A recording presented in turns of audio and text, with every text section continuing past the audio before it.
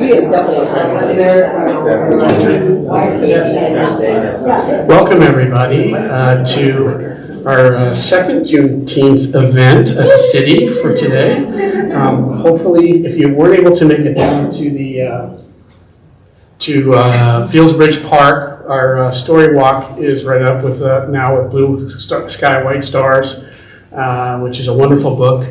And encourage you all to go check it out in the scenery and scenic nature of Fields Bridge, as well as our Juneteenth walk, which is there as well.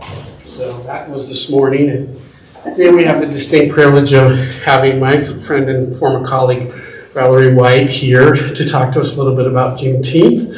And also, I think, a really wonderful capture of her life story, including her family's, which is, I think, really beautiful. I was thinking back when I first met Valerie, my son, oldest son, I think was 2 years old, and now he's a principal in elementary school. So we've been on a journey to two different times at Lewis and Clark together. I mean, she hurts two different times, spending my time there. So it's wonderful to see you, and Karen, good to see you again. So from Lewis and Clark. So appreciate everybody that has made it out. We are live streaming on YouTube. So that's going to be great, and you'll be able to. We can send you out the link to the recording. You can watch it as well. Before we start, I want to introduce Council President Mary Baumgartner, who's going to read our land acknowledgement, and after that, we'll turn our time over to Valerie.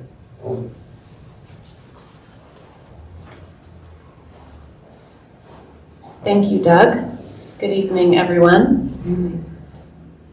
Westland is founded on the land of the Kalapuya tribes, including the bands of the Atfalati and Hatanchuk, who are today represented by the Confederated Tribes of the Grand Ronde and Confederated Tribes of Siletz. Westland additionally was a gathering place for many tribes, particularly around the Willamette Falls area. It is in this spirit that we would like to honor and acknowledge Oregon's 9 federally recognized tribes, in addition to all the other indigenous communities who have not yet been federally recognized, all of whom have stewarded these lands since time immemorial: the Confederated Tribes of Grand Ronde, the Confederated Tribes of Siletz, the Klamath Tribe, the Burns Paiute Tribe, the Coquel, the Cow Creek Band of Umpqua, and the Confederated Tribes of Umatilla, the Confederated Tribes of Warm Springs, and the Confederated Tribes of Coos, Lower Umpqua, and Siuslaw. We offer gratitude for the land and those who have stewarded it for generations, and we respect those whose relationship with the land precedes ours. Thank you.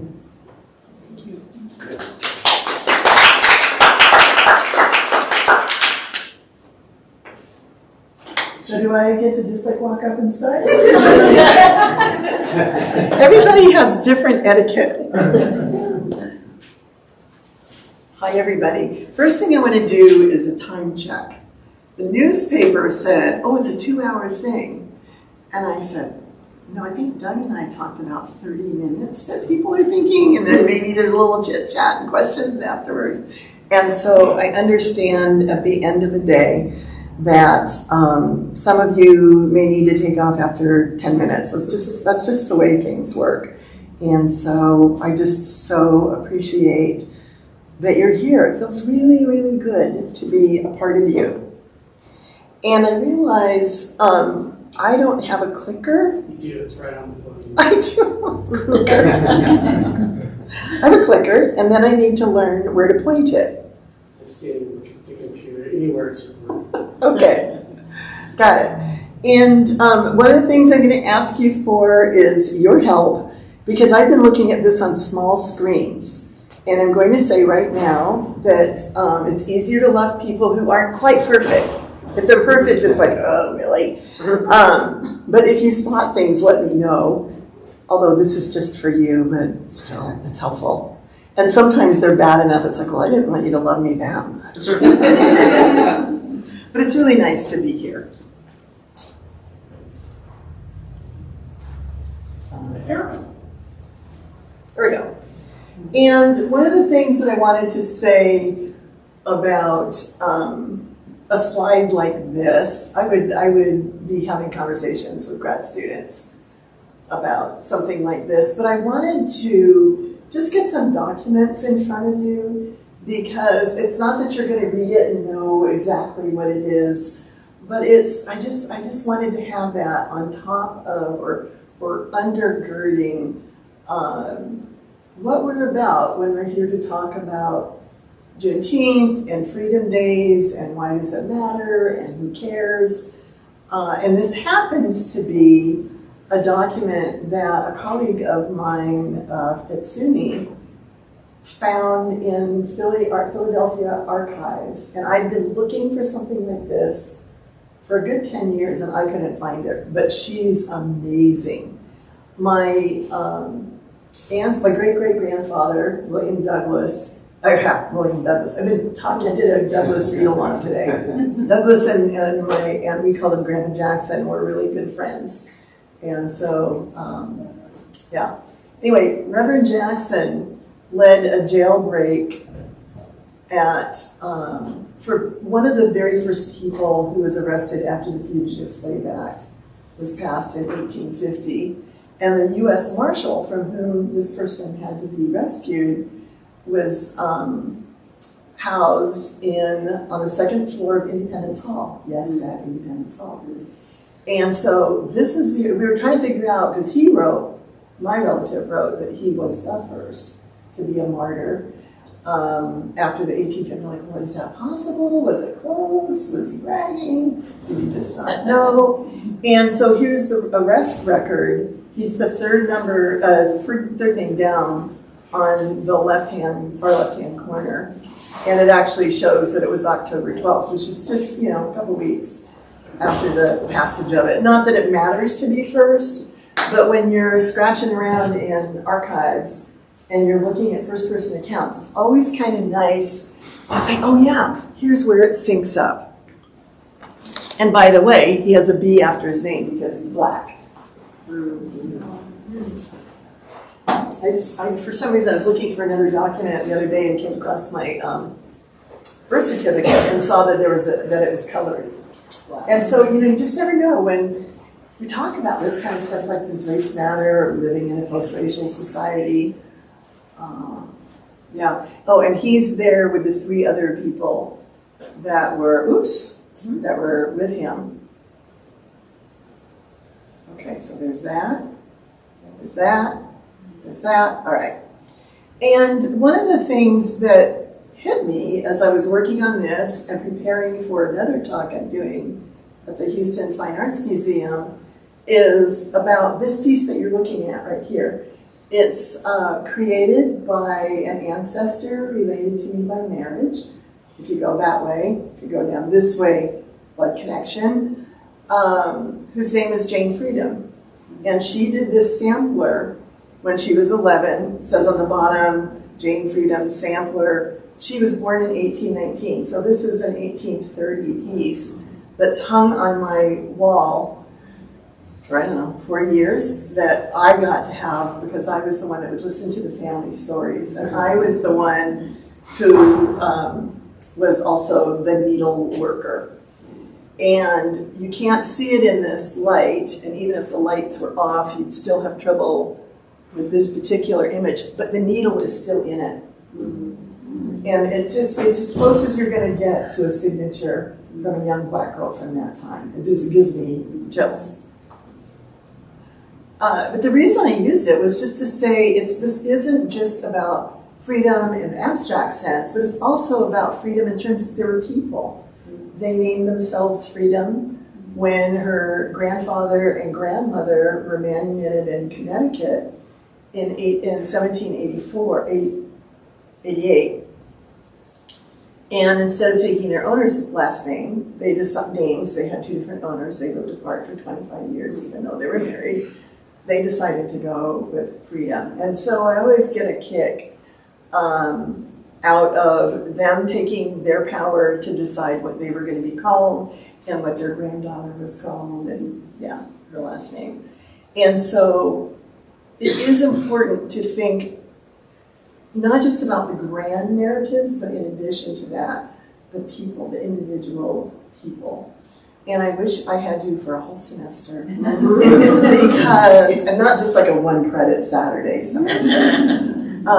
Because there's so much to know about some of these folks, not just because they're related to me, but because they're proxies or stand-ins for a variety of ways in which people experienced what it meant to be U.S. American once we finally got to be citizens, or once we were, Black folks living in the U.S. trying to figure out not just who we were, but who other people thought we were, and the so what question. This is for you, because when you said, I want to learn something new, and I thought, oh, I bet he knows it. I, a few days ago, came across this. There are times when I do talks that are just about enslavement and slavery and different parts of it.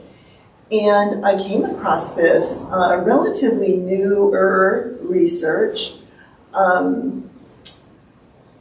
So in the countries of Sao Tome and Principe, which is off the west coast of Africa, this is a building that's been overtaken by bushes and whatnot. You gotta have a really good machete and kind of know where you're getting or going to get to it. And there are people who live just like hundreds of feet away. You're like, I don't know where it is. When the people with the anthropologists with the clipboards, like, where is it? They probably did know.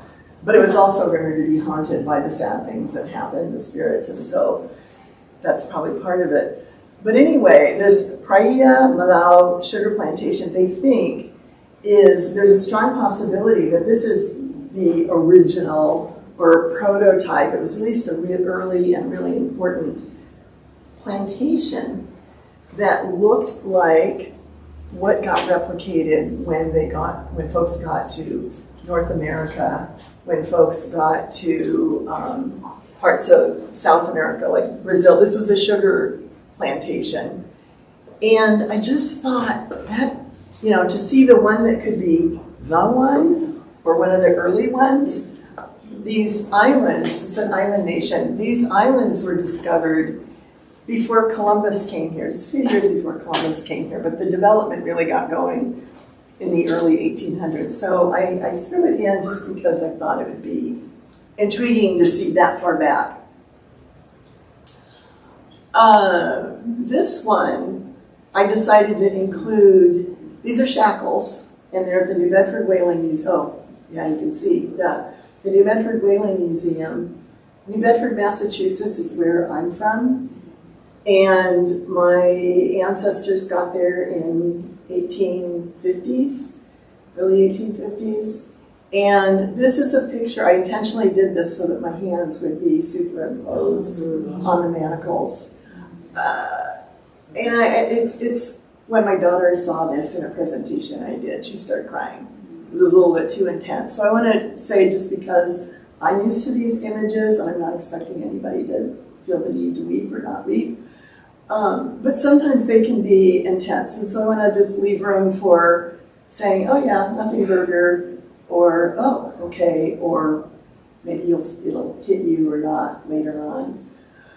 But I realize that I have so much privilege because I'm just somebody talking about it in an abstract sense of something that affected my family and people I know and people I don't know, but we're part of this grander narrative of what it means to be us. And so I wanted to include this as we think about Juneteenth and what does it mean and why do we pay attention to it? And why did folks pay attention to other Freedom Days? Point Comfort is this is actually Apple Point Comfort, is on a point that is in Hampton, Virginia, like right on the coast, right by where the Chesapeake Bay is coming in from the ocean. And I had ancestors, my great grandfather was a port pilot who was licensed, and we have records that show he was piloting British ships in and out in 1797. He owned homes and that sort of thing. his son was a pilot as well, but because his son was enslaved while he was, 6 years into his apprenticeship with his dad to become a pilot, there was an uprising of enslaved people, and the lid got clamped on. No more black pilots. And so there went all of that, and it took him like another 15 years to actually become a pilot. But when Reverend Jackson, my great-great-grandfather, was about 9 or so, all the family were mariners. They figured, yeah, he's going to go to sea at some point too, or be a waterman. And he'd been begging, and so finally there must have been this day that was just perfect. And the father took him in his sloop from Norfolk, which is where they lived, across to Fort Monroe or that Hampton area. And there's a line in his journal or an autobiography, unpublished autobiography, where he says, and from that day on, I was resolved to go to sea. Well, his folks decided, no, that's too dangerous. And so when he was 10, he went to work on steamboats, riverboats, on rivers like the James River up to Richmond from Norfolk, and then overnight boats, because it would take like 24 hours to get to Norfolk, from Norfolk to Baltimore. And so at 10 years old, you had to have a job. You're either going to be in a field or a factory, and he was going to be a waterman. And so he was probably getting home one night a week. And I think that's why he sounded like he was a pretty independent person. To be an Underground Railroad conductor, you're going to be kind of independent. I think that's where it happened.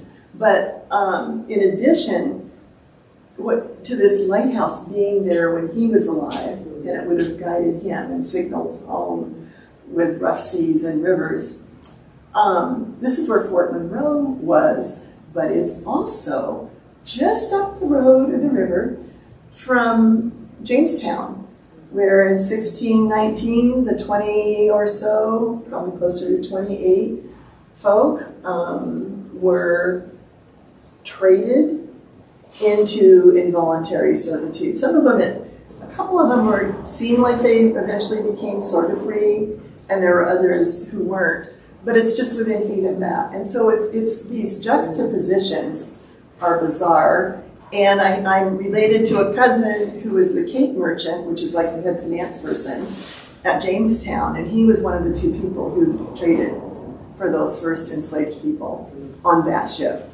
There were other black folks, there were Indian folks, there were Latino folks who were similarly enslaved. So when we talk about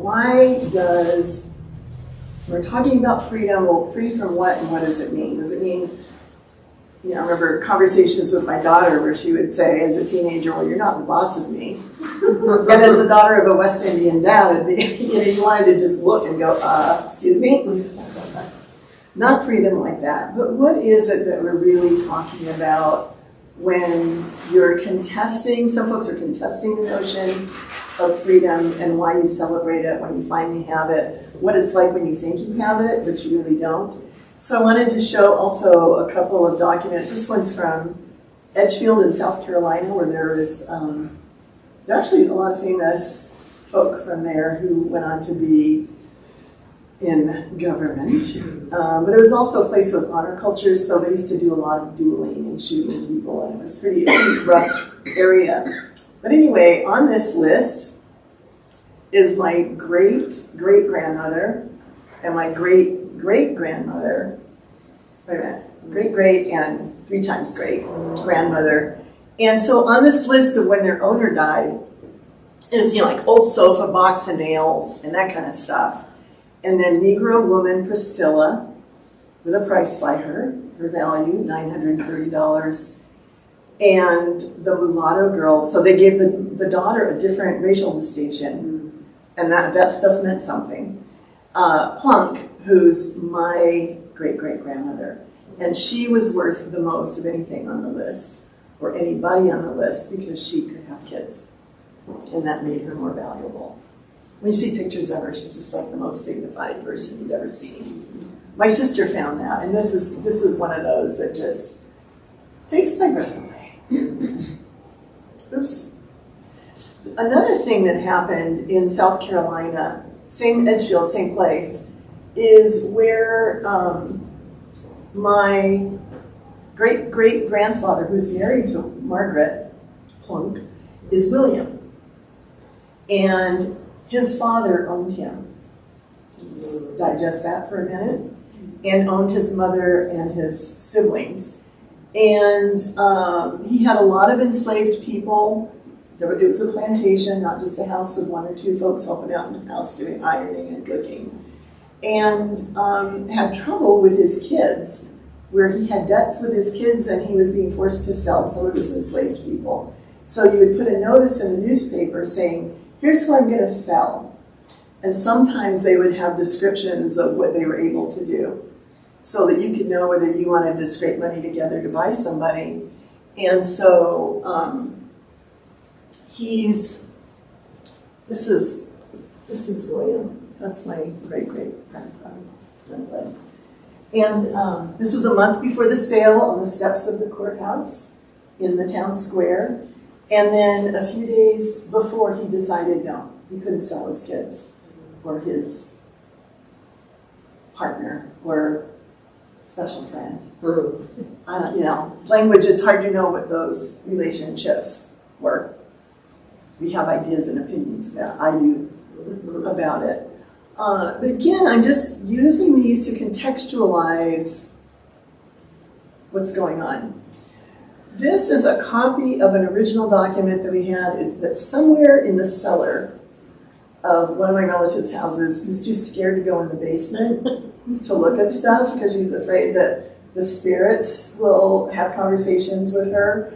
I'm like, stuff's getting moldy. My sister would take it. Yeah, stuck pages are stuck together. And it's this whole thing about what do you do about archives so you can piece together some things, because for Black people, it's particularly hard, not just in the official records, but did we have paper and a pencil or a pen to write something? And even if you did, what's going to happen to it? Who's going to keep it? What if it gets moldy and people don't want to smell that?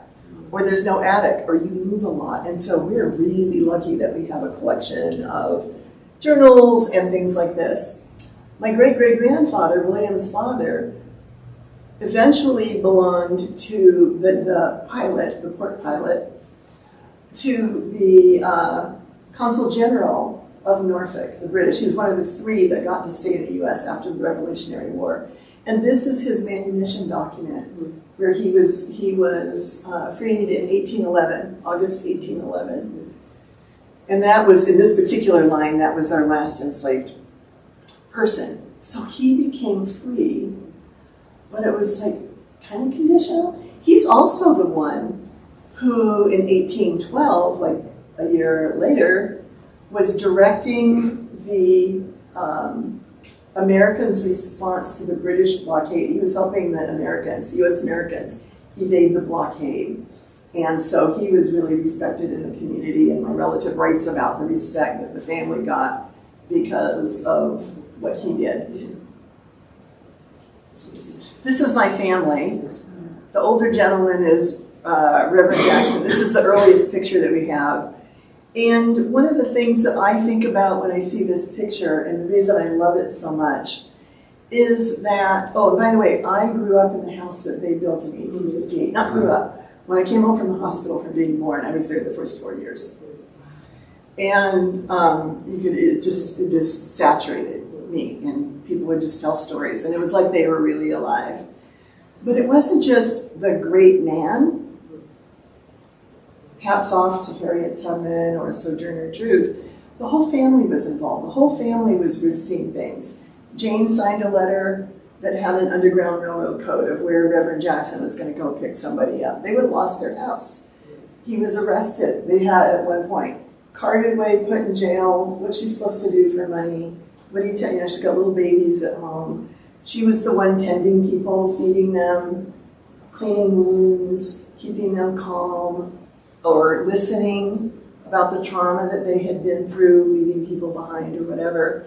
And the kids, this part didn't occur to me until maybe a couple of years ago. Those kids had to be quiet and act like there weren't secrets to keep, or people would die from a really early age. And I grew up with families saying in this house, cousins, even after we moved, don't go down cellar. That's where the fugitives hid. Well, there hadn't been anybody down cellar, down in the basement for 90 years.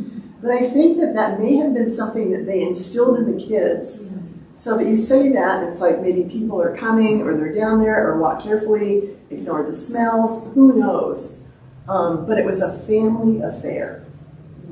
They were free, but there were things that happened to them even though they were free. And you could get kidnapped, too. His family left Norfolk within months of the Nat Turner insurrection because it got really rough, not just for enslaved folks, but also free people too. They were passing all kinds of codes and whatnot. And Jane, my great-great-grandmother, she was from out on the peninsula, and probably part Pamunkey or Native American. So, Juneteenth, military orders. I assumed that you folks would know a lot about Juneteenth because maybe you came last year or maybe you've been to some other events. And often people who will come to something like this know what Juneteenth is about. And this is the actual order. Now, the war ended in April, officially. Same year. And this document, people are like, oh, can you believe it? The people in Texas didn't even find out until after the war was over. Well, yeah. And also, the Emancipation Proclamation, as much as it didn't free everybody. There are a whole lot of folks that still were not, for various reasons, who were not able to be free.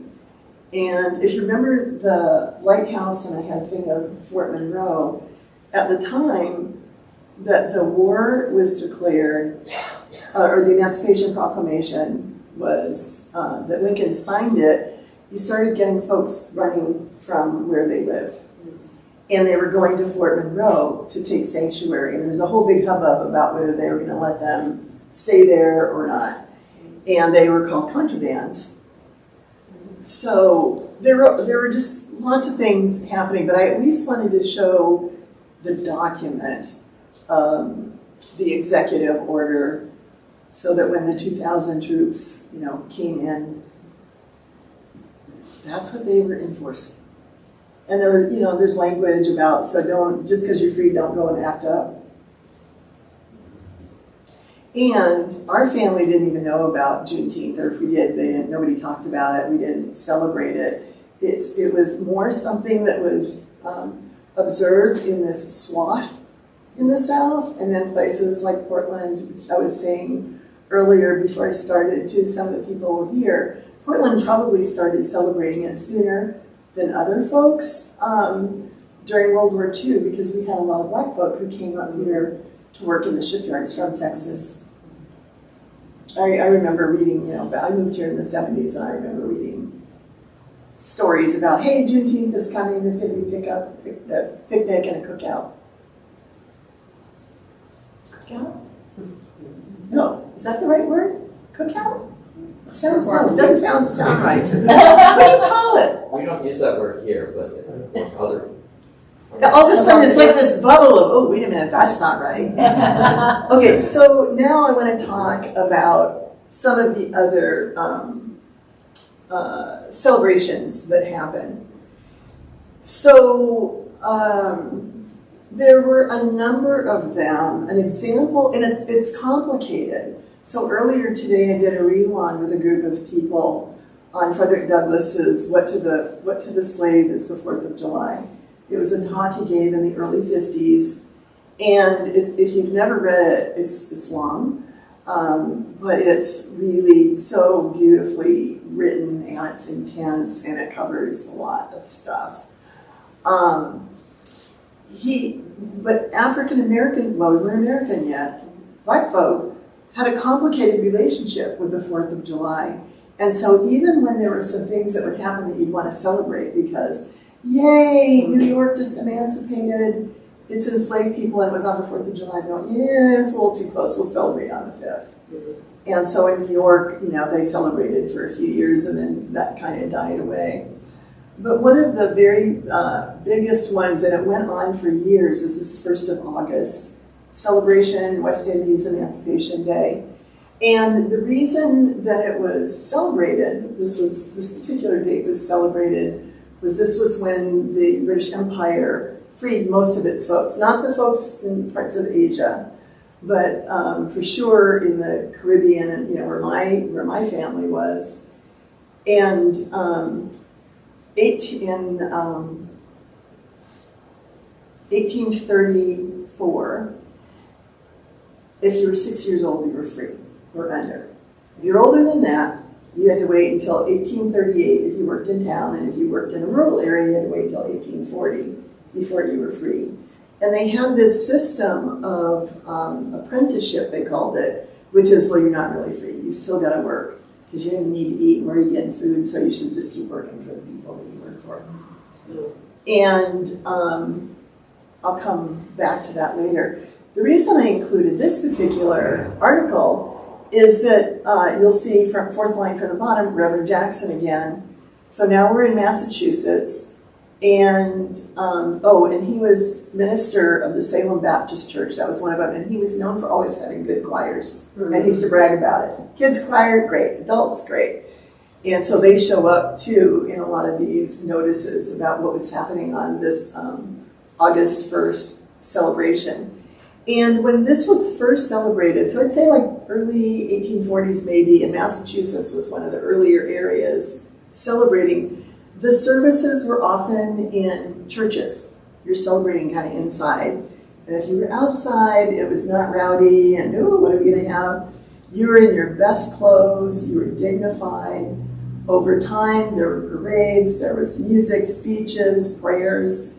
And sometimes there were social actions that people wanted to take in proximity to when these events happened.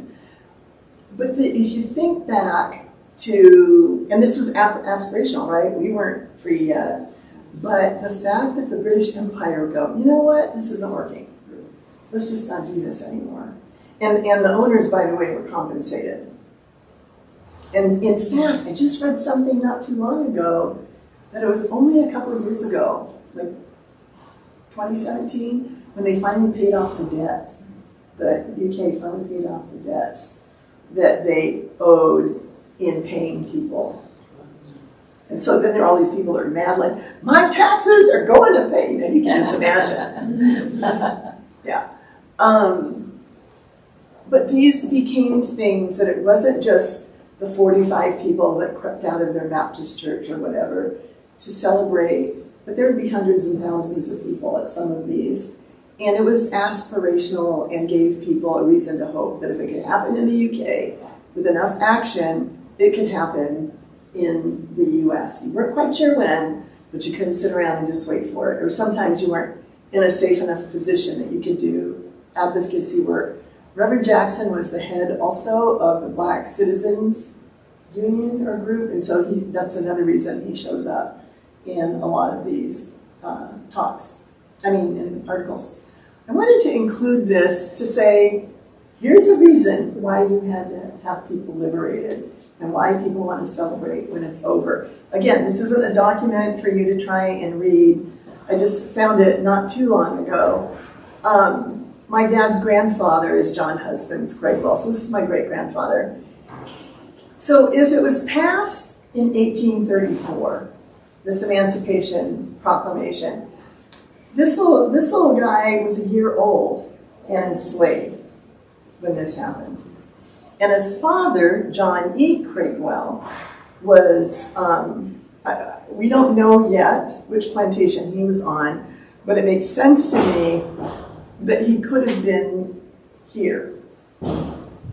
Although partners were often split up, so you can't bet that for sure. But this is a punishment list, just like it says. And so there are names of people, and there's somebody named John. So it's too young to be the baby, but I suspect it's not the dad, because who knows. But it's like this stuff was still going on. It wasn't like, oh, enslavement's kind of going away and we're not doing much with it, so let's just free everybody. This is just, this particular page is from 1831. And so people were actually getting physical punishments for things that they did. And so far, from the documents I've seen, mostly it was whipping. And not just like once. So if you remember back to the cross-stitch sampler, Jane Freedom's sampler, this is her brother, John, and he married into our family. They were from Connecticut. He left, came to New Bedford. He might have gone on a whaler for a few years. You know, my sister and I have all kinds of discussions about how common a name do you think John Freedom is? Because there were Freemans and Freedoms and that sort of thing. In addition to he was a butler for a prominent family that was attached to whaling money. He was a choir director. He had a beautiful voice, a beautiful baritone. He was a social activist. He was an abolitionist. And so you would get black folks back then. By the way, can everybody hear me? I realize I'm standing back here so I can see what I'm looking at. And I'm so sorry I didn't do a check. You're not shy. We would be. Oh, good. Good. Because this is the first time I've worked with you, and I don't know if that's like a twitch or you're trying to communicate something. But I want to read what he wrote. So as part of this, and this is connected to the Freedom Day they were going to be celebrating. And I was going through it for something else. I'm like, oh yeah, I gotta read this. So here's what he said. This is in 1858, and he's trying to get folks to come to the next Freedom Day in August. And here's what he has to say. And this shows you that these folks weren't playing when they were saying how bad enslavement is and what's happening to black folk. Because sometimes you would have to worry about, am I going to lose my job? I lose privileges to go visit my family somewhere? Whatever. Okay, here's what he had to say. And I have his original picture. Pursuant to a unanimous vote of a mass meeting of the colored citizens held in the city of New Bedford, June 9, we, the corresponding committee and officers of said meeting, most respectfully and earnestly solicit the colored citizens of the state of Massachusetts to convene in mass convention in the city of New Bedford on Monday, August 2nd, so that's the day after picnics, a most appropriate time at 10 o'clock a.m. to protest against the barbarism which oppresses us, the arrogance and brutality which so infamously ignores our manhood. There never was a time when a convention such as is proposed was so much needed as now. The general government, a majority of the states and territories, are growing more malignant and oppressive toward us generally. The present aspect of affairs in this country furnishes no grounds of hope, and the future is equally ominous of evil. The design of the government evidently is to perpetuate and extend the area of slavery far beyond its present limits by the revival of the slave trade, and whatever may tend to the accomplishment of said object, as is already provided in the passage of the Fugitive Slave Bill and the Dred Scott decision. The Dred Scott decision was in 1857. Fellow citizens, we ask you in the name of God and bleeding, in view of these most startling facts, is it not more fitting that we should assemble on this memorable day for the purpose of suggest and deliberating upon some plan of action to avert these dire calamities which now more than ever before threaten our destruction. Let there be no division among us on this great occasion, or object in which we are all equally interested. Whatever may be said respecting the past, the 1st of next August ought not to be spent in festivity, but in earnest greater advantage than our brethren in other states, work united in determined action to better our condition. We, the colored citizens of Massachusetts, enjoying greater advantage than our brethren in other states, ought to inaugurate this movement, sincerely hoping that other states may be incited to similar action. Ministers and pastors are respectfully requested to read this circular to their congregation. Come with your hearts thoroughly inspired with the spirit of liberty. Let there be a general rally as a grand time on behalf of freedom may be anticipated. And he was the secretary. He was the one that wrote up that. Right? These things mattered. I also realize I've gone past my 30 minutes. And so if some of you need to go, I'll understand it. I'm sorry that I did that. But we took a little minute or two to get going, so, but I do understand.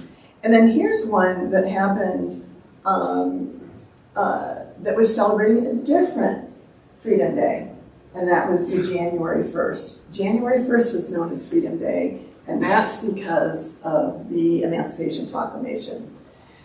Because Lincoln had said he was going to pass it, they didn't know if he was going to pass it, and so they had these night watches in black churches, and probably other people did too, that went back several years. You know, they'd been doing it, the Methodists and the Baptists in particular had been doing it for some time. And this particular one, you know, they were praying hard that he would sign it. And so on January 1st, all around the country, folks were gathered, particularly black folks, but not just, allies and other people worried about what's going to happen. Is he going to sign it? And they had the meeting at Liberty Hall, and you see that it was celebrated by a religious meeting in the morning. And then people stayed together and were singing and praying, and there were more speeches that were secular. And Reverend Jackson was the one who read the telegram in the afternoon that said, it passed! Not passed, it was signed. And so, and the name of these folks who were involved are really important in the movement. This is Emancipation Oak, a tree. I spent probably 30 minutes trying to figure out which picture of Emancipation Oak I wanted to show you. Is it the one with my hands on the branch? Is it the one where the branch goes like this in school, red schoolhouse? Because I used to educate people. But as you can see, the story is that this is where the Emancipation Proclamation was first read in the South. And it's nearby Fort Monroe, and so it makes sense that soldiers would have been there to say, okay, we're going to have something to say to you, and that people would show up. Because they knew that it was coming. And oh, that last point is the thing about the contrabands. Another Freedom Day, this is the 13th Amendment, got it from the National Archives online, and it was approved, as you can see, February 1st. And I didn't even know about this celebration on February 1st until a couple of years ago. I was at Independence Hall, and we were trying to get this exhibit up and running because it was going to be just for, when I pitched it, it was just, I said, oh, you might be a Black History Month thing, thinking that they might say yes if they didn't have any Black History programming a few months away. Well, it meant that we had to work really hard to get this thing put together. And it was a cold call. I didn't know who to call. And so I called the gift shop. And they, we think maybe you should talk to her, you know. And it ended up being just this fabulous, wonderful little exhibit of poster boards that explained gradual abolition and freedom in Philadelphia, which was the capital. And we had a president that owned people and lost people and kept trying for years to get them back. But they said, oh, well, we're going to have the wreath laying first for Freedom Day. I'm like, what? Freedom Day, what's that? And so it was a person who was formerly enslaved in Pennsylvania, who wasn't freed until after the Civil War. Thought, there needs to be something that commemorates the 13th Amendment when we finally were free. It wasn't just people reading stuff off of boats and under trees and that sort of thing.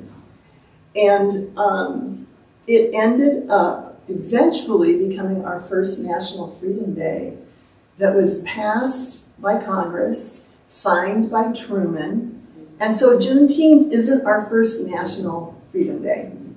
There was this. Now, it didn't have the same teeth, maybe, that one might like to say that Juneteenth has, but I find it intriguing. And again, here's an article that says that this one happened a little bit later, like February 22nd.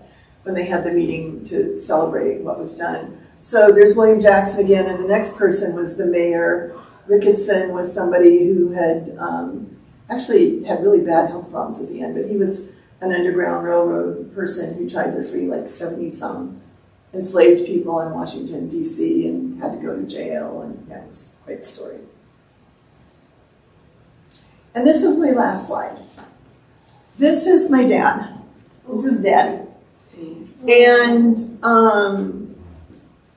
we moved to Japan in 1961, and that was like going to a whole new world. We had never, I was 8, never experienced anything like it. And it was just different. It wasn't weird, although the ice cream was too sweet. But he was a fighter pilot. He was a Tuskegee Airman. He had, the war came to an end. He was struggling with his math. They said, oh, don't get out of the Air Force. We're going to need, oh, and when he went in, he was in the segregated military, the Army Air Corps. They're like, no, stick around. They're going to need pilots again. And so he went back and he had, well, you see, 400 combat missions. I grew up with somebody, son of an immigrant. They came from Barbados and Jamaica. My grandfather was undocumented, but fought in a war and got his papers that way. And I decided to close with this because when he said he was a freedom fighter, especially when he was in Korea, trying to help people be free. Really hard to think about it as a kid growing up or a teen, or even today realizing you were doing that through war. And so I don't always talk about it or have such a big thing, somebody standing in front of a fighter jet. But to me, he's the epitome of what it means to be free, to find your way through all the discrimination that he faced, even as an officer, people refusing to fuel him up, making him want to take his uniform off, saying he was impersonating an officer, that kind of stuff. But let me tell you, this is somebody that didn't put up with nonsense either. You just knew what you're supposed to do and you did it. You wouldn't even think about what you might do. But I wanted to end with that because he's the maybe version at that particular time when there were only 25 colonel. When I flew on a plane one time when I was in college, so it was like early 70s, I graduated in 74. There was a black guy in uniform, and we started talking, Air Force uniform, and he was coming from Korea. I'm like, oh, my dad's stationed in Korea. Oh, what did your dad do? Oh, he's a fighter pilot. Then the guy says, what rank is he? I said, bird colonel. And he just went, because those are the ones that you would be nervous about, especially talking to daughters, even if they're a little bit wrong. And he said, I know your dad. Everybody's scared of him. I don't think he's going to hurt anybody, but it's really clear what he wants you to do. So anyway, I just figured that in thinking about what's Juneteenth, what do we celebrate when we're together, family, food, the fact that we can even be together, that we're not necessarily separated because somebody else decided we didn't get to work, in the same space. And here I am. I mean, I got to be a vice president at US Bancorp. I got to be an acting dean at Lewis and Clark. I got to teach in France for 17 years at a university. I'm a first generation. I'm not doing it to brag. I had all kinds of relatives who could have done way more than I did, but I'm the first one that got to go to college. And so this is not an abstraction. Juneteenth is not an abstraction. And these other holidays that came are not abstractions. And we got there because we had allies. We couldn't do it alone. Whether it was Jewish people jumping in and integrating pools in Wednesday, in North Carolina or whatever, there are people who helped us. And so I think that what I'd like to leave you with is this idea of how do we keep talking to people who are different? How do we say, when you're ready to share, if you ever are, I'm willing to listen. What can I do? How can I become a yes? Because these are tough times, and we're all kind of vibrating in a tough way. And there are good things that are happening too. It's not just all hard stuff. But I do want to acknowledge that sometimes it can feel kind of hard. And I love seeing familiar faces, and I love people will tell you know me. I love people I don't know.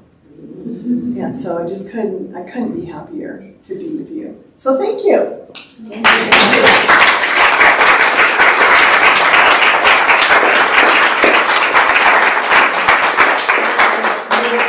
Beautiful photo of your dad. I love him. He's just he's so handsome. Oh, he's a good dancer and a good storyteller. He in his the flight suit, all of it. That's my dad. That's what I think of my dad is. And he was lucky because he got to keep flying for a long time. Usually, those are such high precision machines that you get moved into moving paperwork around pretty early on. Recognizing some of you have to go, it's totally okay. You've been a great audience. What questions do some of you have, if any? Or observations, thoughts, random utterances? I had a question about the slide you put up with the Portuguese plantation being potentially like the prototype. Was that in Africa or was that in Portugal? Off the coast. It was settled by Portuguese folks. So the Portuguese folks were out looking for more places to have sugar plantations or sugar growing opportunities, we'll call it. And so they had already been in the West African on the West African coast, kind of close to the coast, finding folks to help them out. And so in their forays, going out and searching for other places, they found this particular one, Sao Tome and Principe. They found that one, I think, first. And I believe, as I read it, it was unoccupied, really harsh conditions. They tried to get, it was a really sad story, they took 2,000 young Jewish kids from Spain, or Portugal rather, and put them there thinking, okay, we'll get them to work. And they tried to get convicts. They had some convicts come in. And then, oh yeah, and there are black folks.